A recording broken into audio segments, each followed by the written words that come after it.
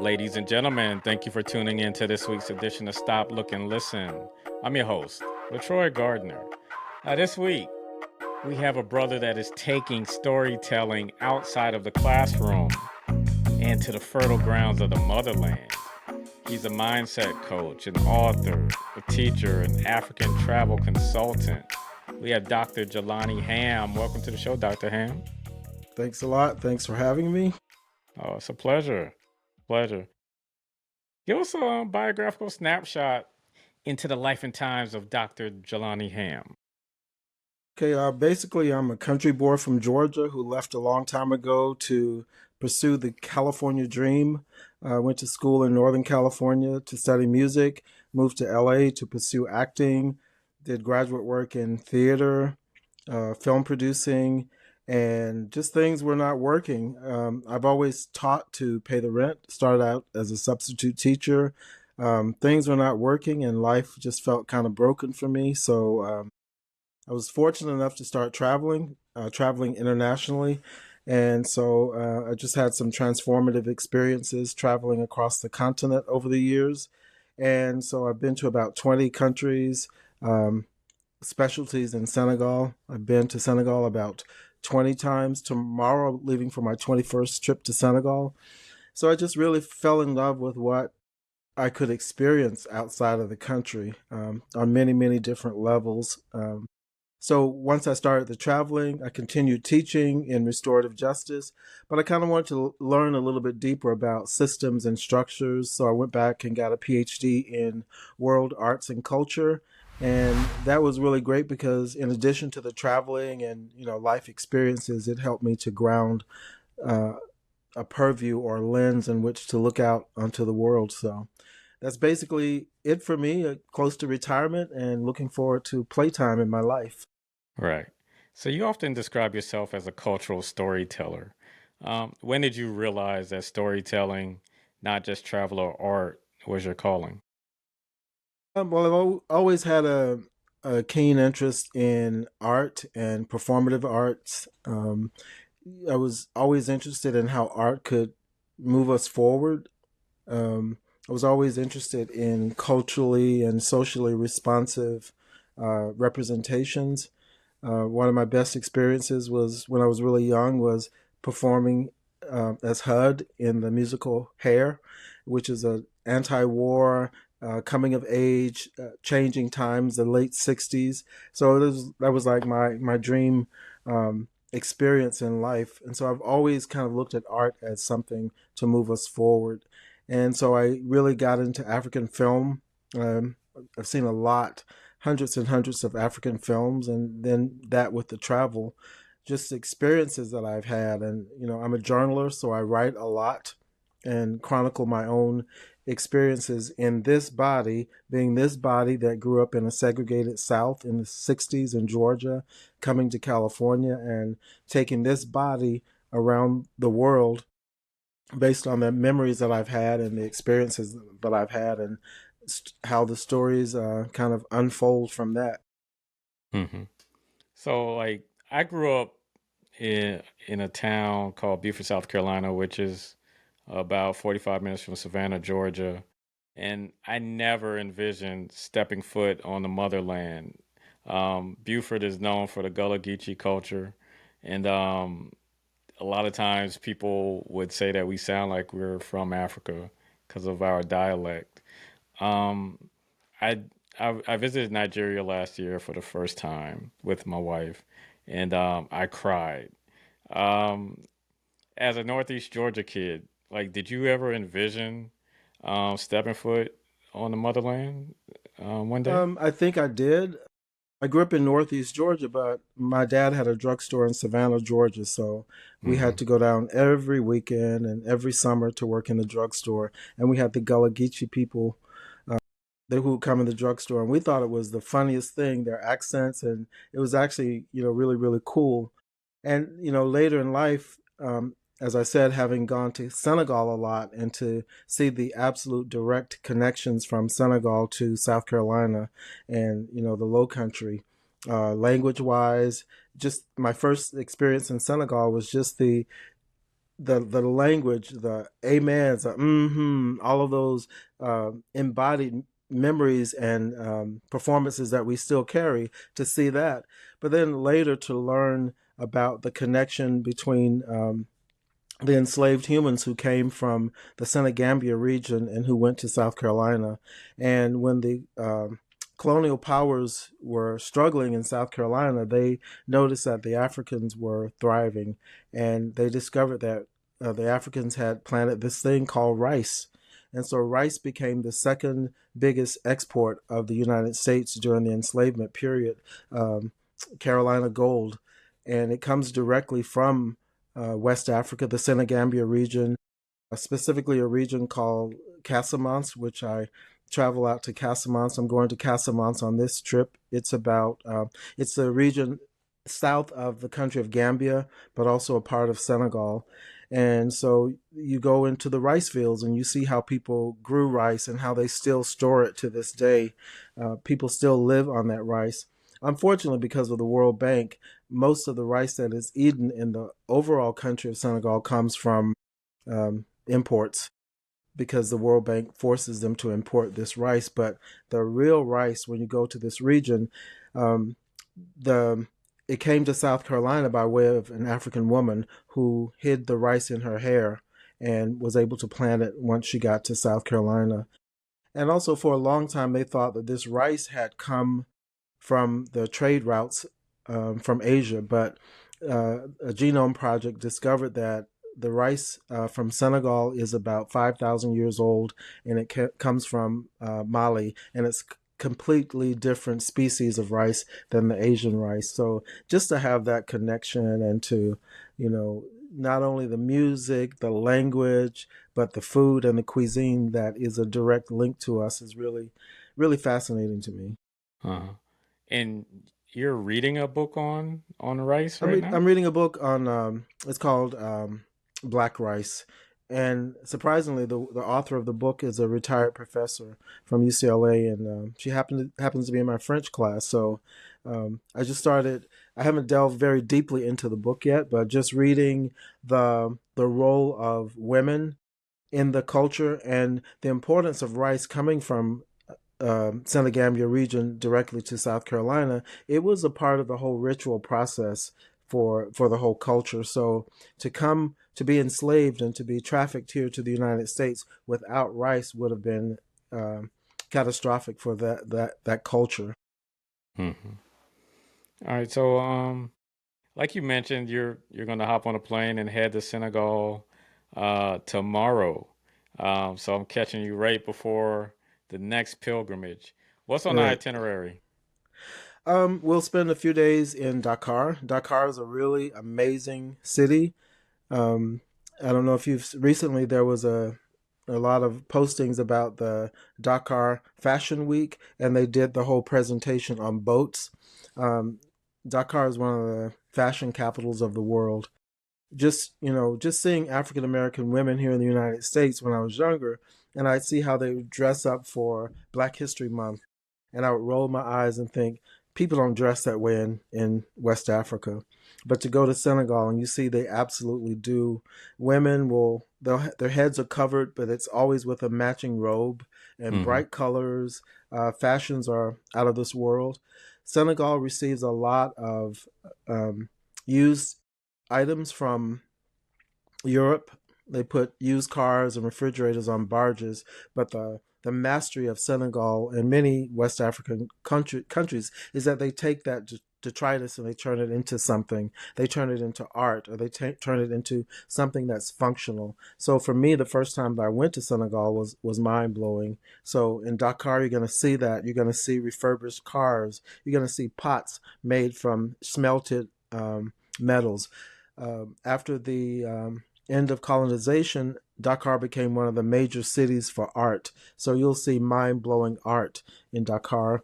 You'll see the Renaissance Monument, the tallest monument in West Africa. You'll go to Goree Island. Goree Island is actually what I wrote my dissertation on, and it's this little house. It's called the Last Slave House. I don't use the word slave, but it's called the Little Slave House, and that's the place where President Clinton, President George W. Bush and Obama all went there when they visited Africa. Clinton was the first sitting president to visit Africa, and so he took these pictures there, and so the two subsequent presidents also took pictures there. And it's just important little house where Pope John Paul II, Nelson Mandela, they go to this place, and so that's outside of Dakar. So we'll do that. We'll travel down to Casamance and go to the rice region. We'll go to some of the villages. And for me, in studying restorative justice and being a restorative justice practitioner, we see how, unlike our society where everything is hierarchical, in the villages there's a circle and there's a drum in the circle. And still to this day, they might bang the drum to call everyone into the village for something that's really important. So to go to the village and to see the rituals, to see the traditional wrestling, we'll do all of that in the Casamance region. And then we'll take a trip by land up back up north to Dakar, and we'll pass through Gambia. Gambia is a really important part of the region. It's a tiny little country. I think it's the smallest country on the continental Africa, and the reason it is small is because Britain wanted that the Gambia River for its exportation. So it's a tiny little slither of a country, but it's a great little country. So we'll go there. It is a place where it's believed that Kunta Kinte exited the country, was kidnapped from there. So we'll go to Kunta Kinte Island, which is basically now it's just ruins. So we'll go there because it's an important place, and we'll make a couple of stops along the coast of Senegal and back to Dakar. I'm looking forward to Dakar. It's the first time I've had a New Year's Eve in Dakar, so I think that's going to be pretty spectacular. My partner in Senegal always arranges something really awesome for us to witness, some sort of cultural dance or music. So looking forward to ringing in the new year in Dakar. Hmm. So, like you do this trip like once a year, or how often? Periodically, a couple of years ago, I did it a couple of times because I had gone so much. Friends started asking me to go with me, and so I, for my first trip, a few times, a couple of years ago. I'd done a few times before with one or two people, but I started with the groups a couple of years ago, and it's just they're really transformational. I've taken some family members and close friends, and just some other intellectuals, artists, kind of focused on something around the art or the culture. Hmm.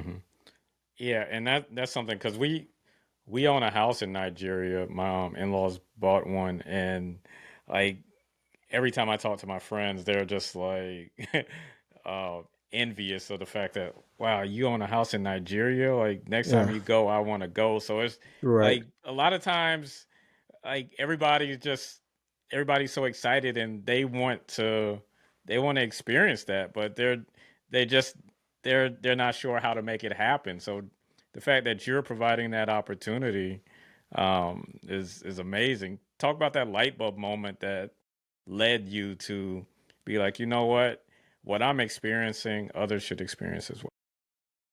I think it was more of them contacted me saying, "Can I go with you?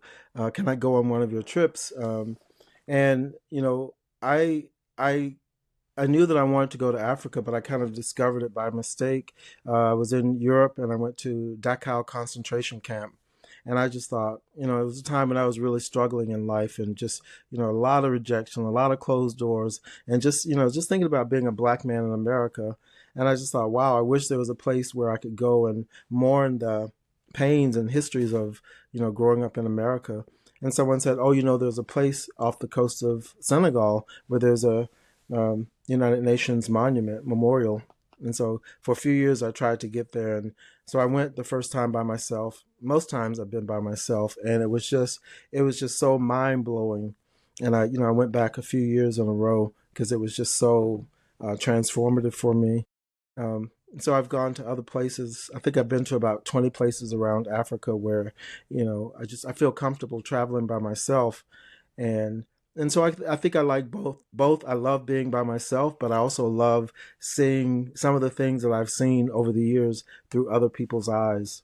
Hmm. And Most of my friends here, and in fact, I have bags of things that my friends want to bring back as gifts to Senegal. So it ends up being not just me in relationship with the people of Senegal, but the people who travel with me, and that's another form of community here that I really admire and adore.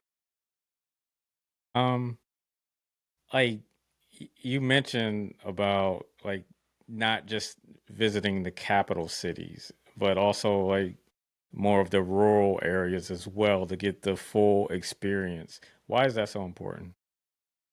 Um, I think I think uh, uh, I think a lot of people idealize the things that we have in cities. So you're gonna go to Dakar, you're gonna buy some art, you're gonna get your outfit made, and you're gonna go to the clubs at night. And you could do that here, especially in a place like Los Angeles, where there's absolutely every single culture, every music, every cuisine here.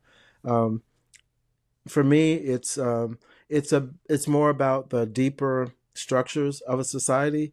As I said, what is the role of women in a society? Hmm. Senegal's a It's interesting. There is polygamy, but there are contradictions because at the same time, Senegal has one of the highest rates of women in the Senate, almost 50% parity. I think second only to Rwanda, and so to see like but what's in the deeper structure. And again, in these villages especially, you see that it's not a hierarchical kind of thing, but a lot of the in Senegal, in Dakar, you're going to see more of the remnants of people trying to be more like European cities. So out in the villages, it's completely different. Is there? And I Oh, go ahead. No, go ahead. No, I think to learn some of those structures that we can witness in the villages, I think it could be very informative for us. We don't have to imitate these hierarchical structures that is oppressing other people. Hmm.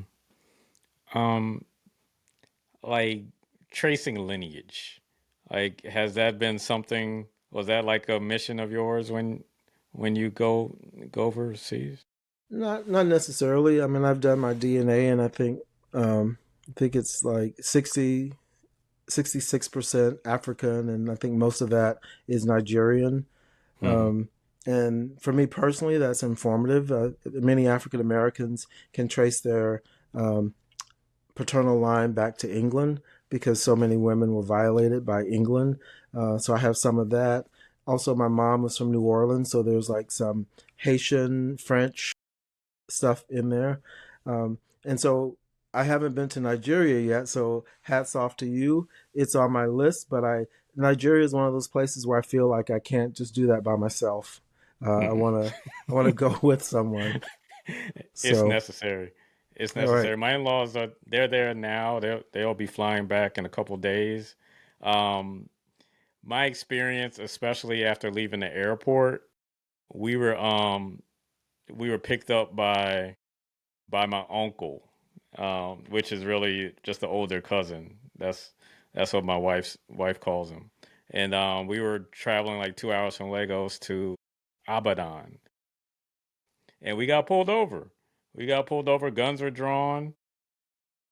They asked for money, and we couldn't move until we gave them some money. So we sat there for about an hour, and we finally made it to the home, and there's lots of family there. It was probably like 25 people in the house the whole time, but it was such a beautiful experience hearing the stories and just becoming more in tune with the culture and exchanging clothes and dancing. It was fun. It was a beautiful 2 weeks. Well, that sounds like an experience I imagine, but also the part about being stopped, and so Yeah. that's kind of like and I've had those experiences in places. I think it's and this is a generalized statement, and I'm not exactly sure it's correct, but I've had that experience more in the Anglophone countries, Hmm. Ghana and the Gambia. Okay. Yeah, because my wife just came back from South Africa, and she didn't really have that experience, but she was saying that there's some sort of tension between um, Nigerians and South Africans. Right. It was like she was afraid to mention out loud that she's of Nigerian descent. Right. Yes. Yeah. I think there's tensions between people from Zimbabwe and Zambia, and a lot of it is, I think, the manufactured narratives that we have here with immigrants. Mm-hmm. People there, there are people who are struggling. The wealth disparity in South Africa is pretty immense. Mm-hmm. So blame other people. Right. And you mentioned you're retiring soon. Would you move to Africa or Senegal in particularly full time, or I continue don't the think so. trips? I think I'll Uh, continue the trips. I have friends who are resettling or relocating, but at my age now, and also there's a part of me that, thinking about my own ancestors who lived through America, who lived through Jim Crow, and the sacrifices and struggles that they made. I want to get the best out of what's here. hmm Um, so I don't want to. For me, it would feel somewhat, and this is not true for everyone, but it would feel like I'm fleeing because things are really bad here. hmm So I guess I want to say I want to stay here and fight. Okay. Um, just talk about how music and like the rhythm, the polyrhythmic drumming teaches us about African ways of knowing what the Western systems often overlook today. hmm Yeah, I think Sangor said something really important, and he said that Europeans, they get dressed up and they go to a concert, and they go to a concert to listen and consume. In African culture, you go to a concert to be a part of the concert. So we see that throughout the Black Atlantic, the Amen corner, the Hallelujahs, and the joining in and the harmonizing, and that whole kind of polyvocal. It also speaks to our being on a horizontal plane rather than a hierarchical plane. We're not going to look up to someone, we're going to be a part of something. And there's point and counterpoint, and there's back and forth, and that is just so really cool about African music. And Senegal, the drumming is just completely out of this world. So you have this thing of time and time structures, but you have, unlike a lot of European music where everything is in one straight time, you have polyrhythmic time signatures going on at the same time, and it all fits.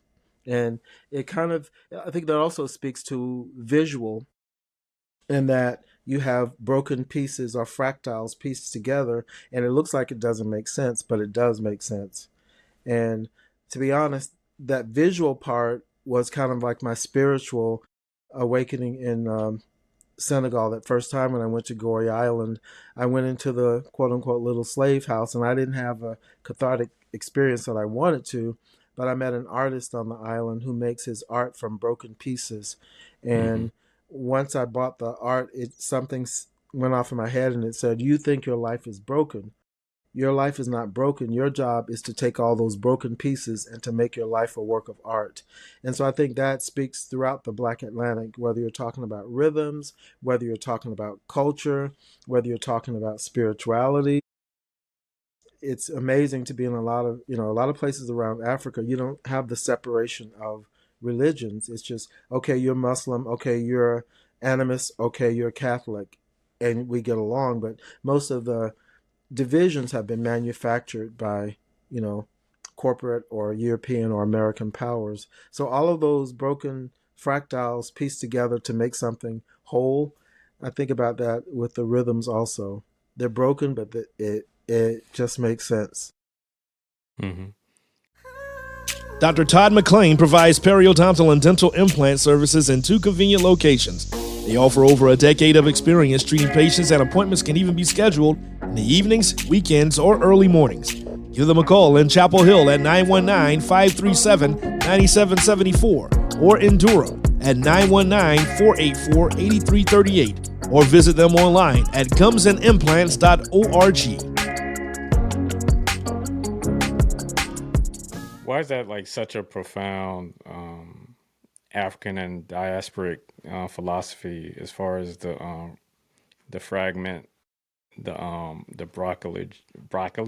How do I say it? Bricolage, Bricolage. What? bricolage. Yeah, Uh a huh. little bit of this and a little bit of that. Yeah.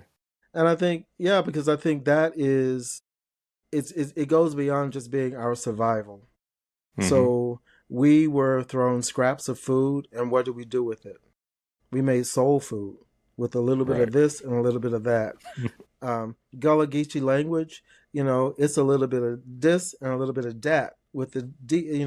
So they would say, "Oh, Africans, they can't speak, they can't make the th sound."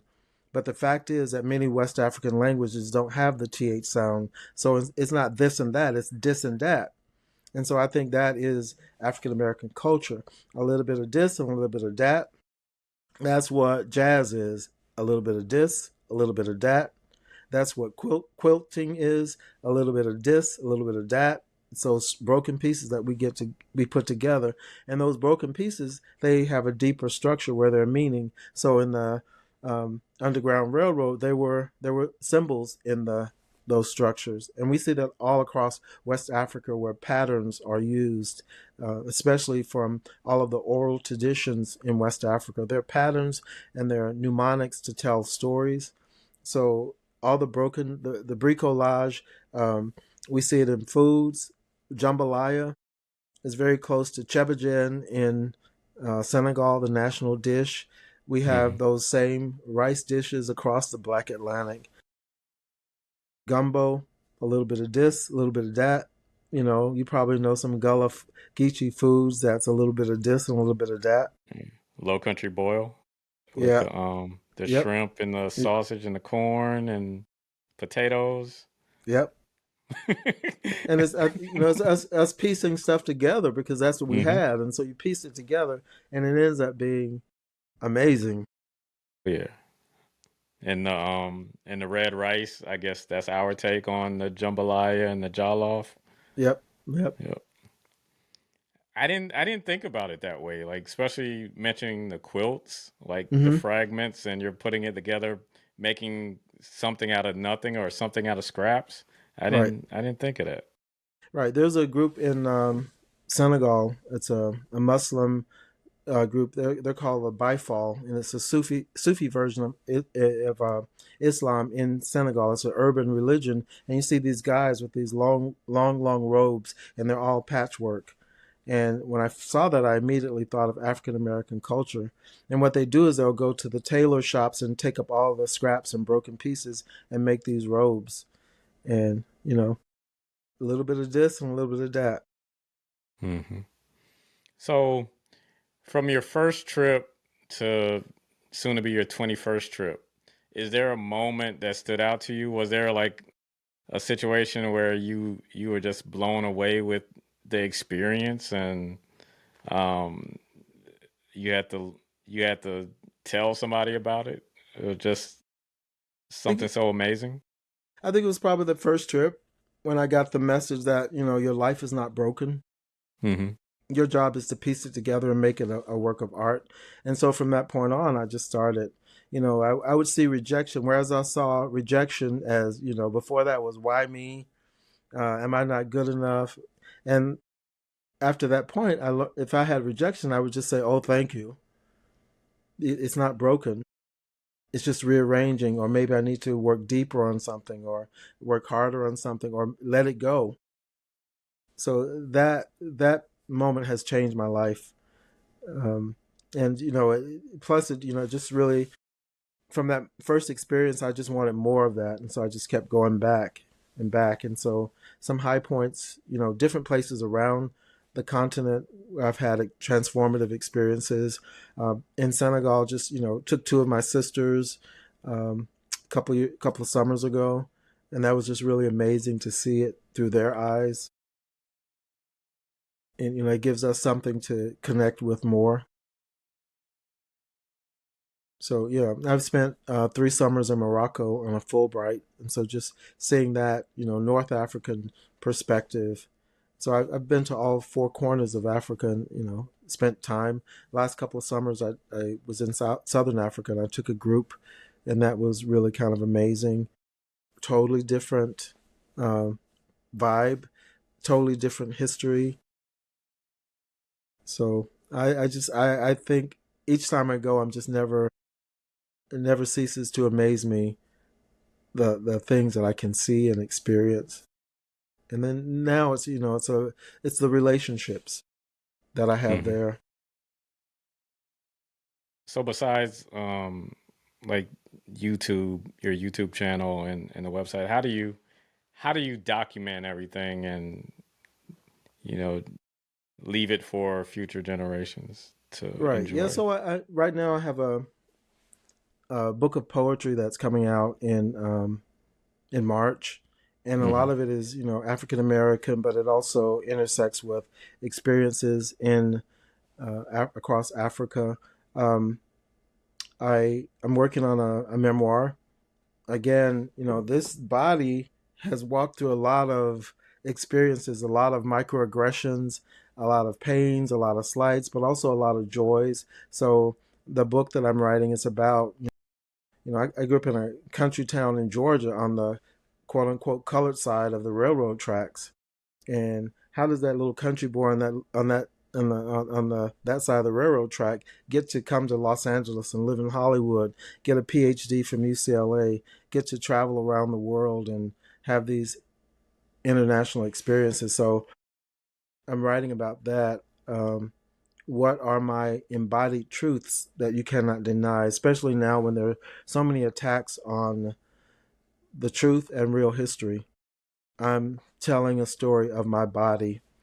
I'd like to get better about the visual documentations of some of the experiences. I have some limited videos that I've captured, but probably at some point um, before long, I'll like to do a full length documentary about these travels, probably to Senegal, some of the connections.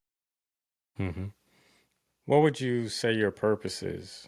Um, I think to be a truth teller, to be a courageous truth teller, not to now with so much attacks on the truth, to just tell the truth and not deny my experiences. you know Growing up on that side of the railroad tracks, I grew up in a white Catholic church. What was that like in this little country town? Because my mom was Catholic, and in the 1950s she integrated this church, and that's just the church we grew up in. What was that like? What was the place where I grew up? There was granite. So what was that experience like, and how was granite when it was discovered? How was it used as a part of the lost cause, and how did people start making money building those Confederate statues that are all over the South? My purpose, I think, is to tell the truth. hmm. So how do we combat, I guess, the smothering of our history or the attempts at it? I don't know. I think the first thing is to know that it's cyclical. We've been in this place before. In the late 1890s, we had the Daughters of the Confederacy starting with the Lost Cause and telling lies and erasing books and erasing histories, but it's always going to spiral back. And I feel good about this time because unlike 120, 50 years ago, we now have so many people who already know the truth, and it's just too massive of them to try to smother at this point. People have too much critical thinking, so it's kind of interesting to just watch them. And I think they're going to fall apart. And I know that we have to just keep telling our truths and almost wait them out because it's so ugly that they're going to get tripped up. And so I actually feel really hopeful about, even though I every day you look at the news and it's something more awful than the day before, but I know it's Hmm. cyclical. Right. Um, Besides Senegal, what are a few more of your favorite places in Africa to visit, and um, what stood out about them? I would say Morocco with the diversity of culture, the Hmm. different ethnic groups that intersect, the different diversity of geographic regions, from the Sahara Desert to, um, the ocean cities, surfing, um, the Medinas, the markets. The colors are just amazing, almost overwhelming with so many sensory things. The food is out of this world. I took a boat up to the Niger River to Timbuktu. Just knowing the history of Timbuktu and how this ancient university was there, but we don't learn about that. We make jokes about being so far away that we're going to Timbuktu, but we don't know that it was an actual university and that they still have books from that university. Going to Dogon country in Mali, um, in Kenya, Tanzania, climbing Mount Kilimanjaro, um, almost died. Um, Rwanda, went there to study the genocides. Rwanda is an amazingly beautiful country with mountains. South Africa, I've been exploring the last couple of years, and going up to Victoria Falls. Um, Zambia, Botswana, the um, natural life safari is just amazing, to be up so close to the elephants and the giraffes and the hippos, like right up, right next to them, is amazing. You get to see the grandeur and beauty of Africa's nature. Spent time last summer in Mozambique, and so that was I think my first Portuguese former colony, and that was it was beautiful and interesting. So yeah, just looking forward to more places to, and I'll be able to do that in my retirement. Is spend some extended time in these places. Right. What's something about you that people would find most surprising? Most surprising? Hmm.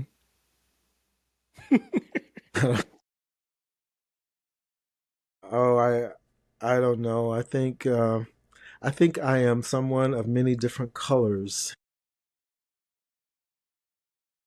Like sometimes I think I've had such a diverse life. Sometimes I don't even mention things because it would sound like I'm making it up. Uh, Like what? I well, like the travel, like someone will say, "Oh, have you ever been there?" And I can say, "Oh, yeah, I've been there." Uh-huh. Or do you speak French?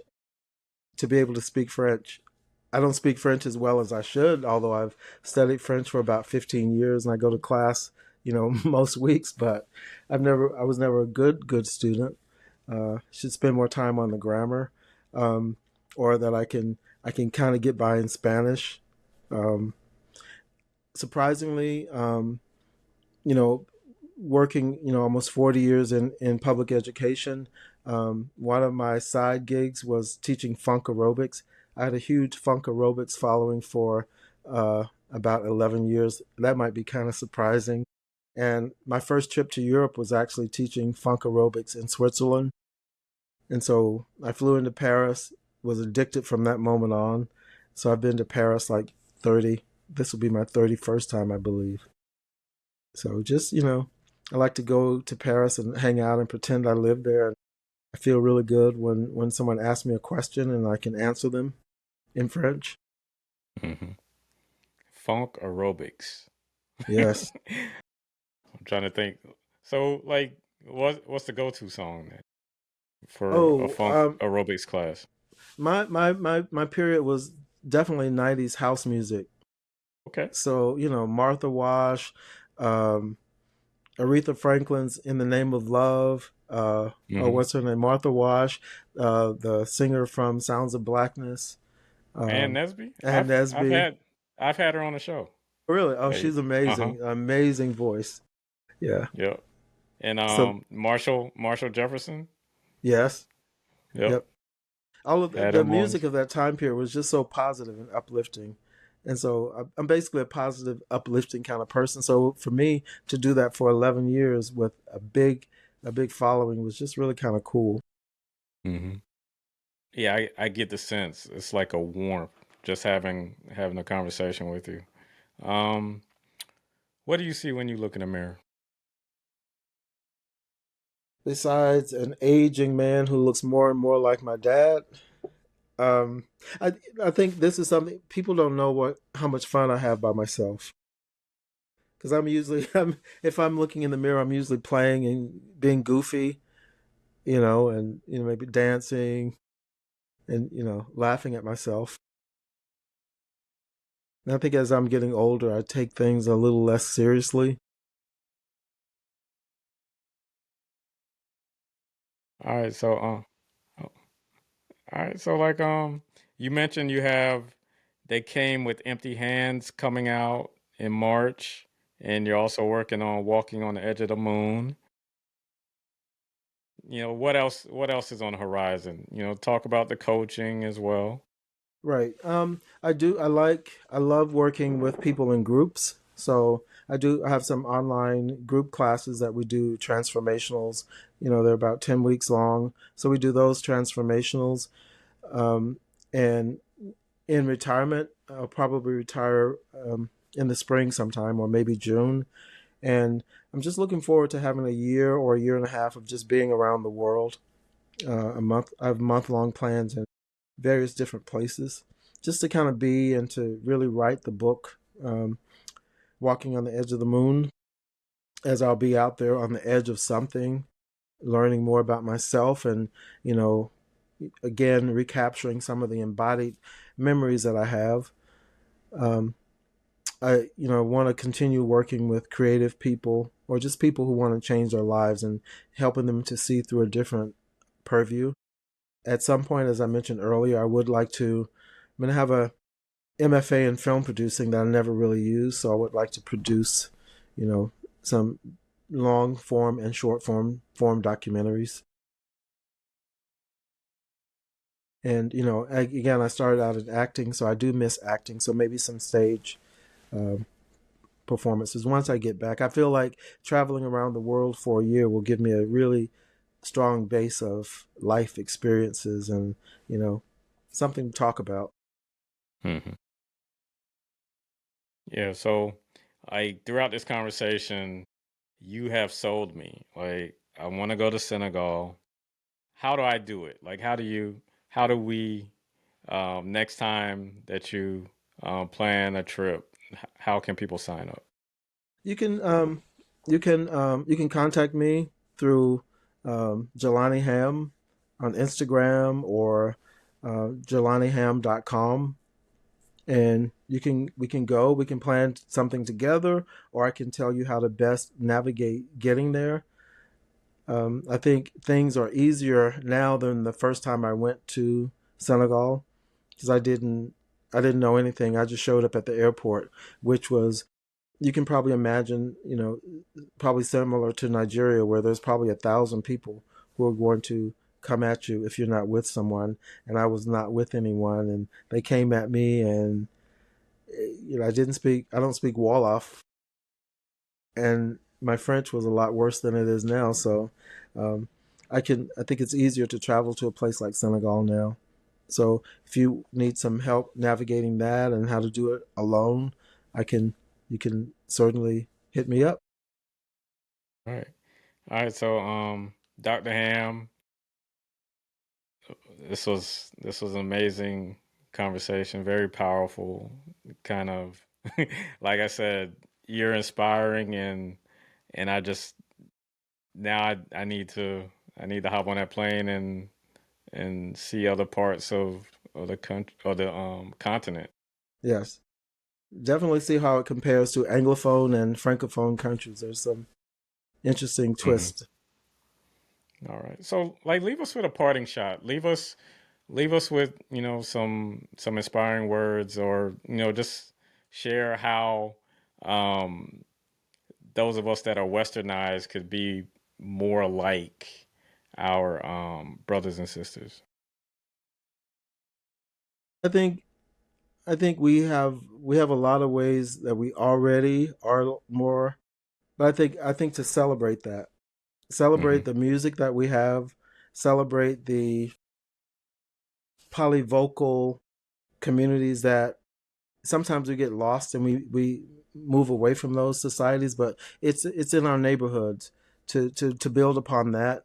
Um, One thing that's central in a lot of Black cultures, African American cultures, other Black cultures around the world, and not all, but there's the sense of mama, and focus on mama, and look for the power in the mama spirit that that permeates throughout us.